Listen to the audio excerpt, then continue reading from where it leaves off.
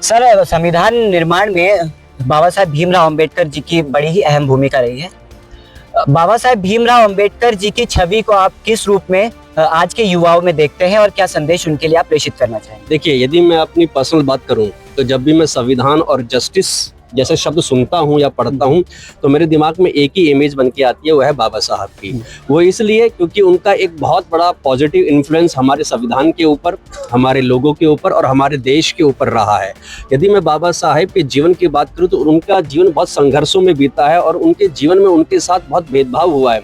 लेकिन जब नियति ने, डेस्टिनी ने उन्हें ये मौका दिया कि वो भारत का संविधान बनाए, तो उन्होंने उस संविधान को बदले की भावना से कभी नहीं बनाया। उन्होंने उसमें सबका ख्याल रखा, जस्टिस का ख्याल रखा, इक्वालिटी का ख्याल रखा। इसलिए मैं मानता हूं कि यदि हमें संविधान को समझना है तो पहले हमें बाबा भीमराव अंबेडकर साहब के जीवन को, उनके संघर्षों को, उनकी किताबों को समझना होगा।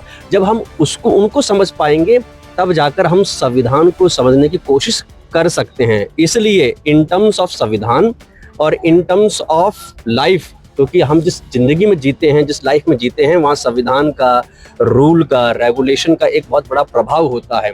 और जब वह प्रभाव होता है तो इसका मतलब उसके निर्माता का हमारे ऊपर प्रभाव है, और उसके निर्माता बाबा भीमराव अंबेडकर साहब हैं। इसलिए उनके जीवन को जानना और उनके संघर्षों को जानना बहुत जरूरी है। यदि कोई व्यक्ति ये कहे कि उसने बाबा भीमराव अंबेडकर साहब के जीवन को जाने बगैर संविधान को जान लिया है, तो इसका मतलब वो झूठ बोल रहा है।